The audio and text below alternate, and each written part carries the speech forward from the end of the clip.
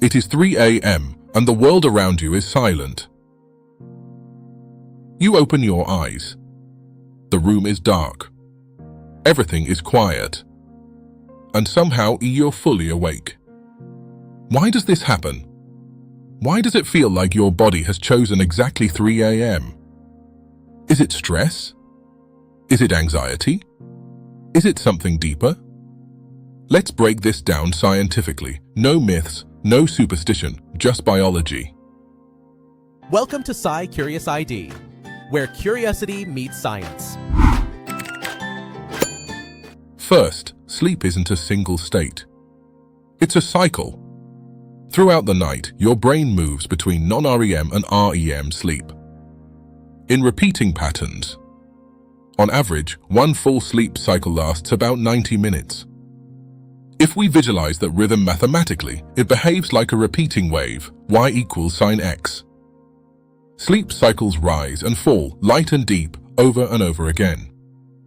Around 3 a.m. for many people, you're often transitioning between stages, especially into or out of REM sleep.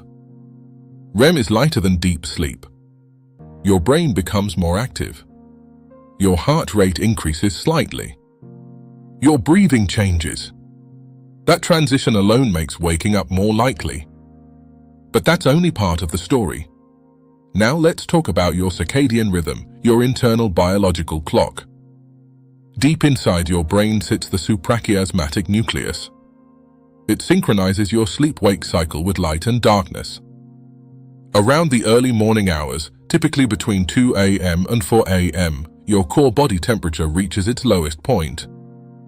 This is the biological night peak. But here's something interesting. Just before morning, your body begins preparing to wake up. It starts increasing cortisol. Cortisol often gets labeled as that stress hormone, but that's incomplete. Cortisol is also your alertness hormone. It helps you wake up and become mentally sharp. The early rise of cortisol follows a predictable curve known as the cortisol awakening response. Its pattern resembles exponential growth. If your system is sensitive, especially if you're stressed, that rising curve can overshoot. Instead of gently lifting you toward morning, it nudges you awake too early. Now let's introduce stress. Your HPA axis, the hypothalamic pituitary adrenal system, becomes more reactive. The amygdala, which processes threat, becomes more alert even during sleep. In simple terms, your brain becomes lighter, more vigilant. At 3 a.m., when body temperature is low and sleep pressure has decreased, a hyperactive stress system can push you into wakefulness. This is why people experiencing anxiety often report middle-of-the-night awakenings. But there are also simpler triggers. Alcohol, for example, may help you fall asleep faster. But metabolically, it fragments REM sleep later in the night, often around 3 a.m. Blue light exposure before bed suppresses melatonin, shifting your circadian rhythm slightly later. Even room temperature matters. If your environment warms up toward early morning, that alone can cause micro-awakenings.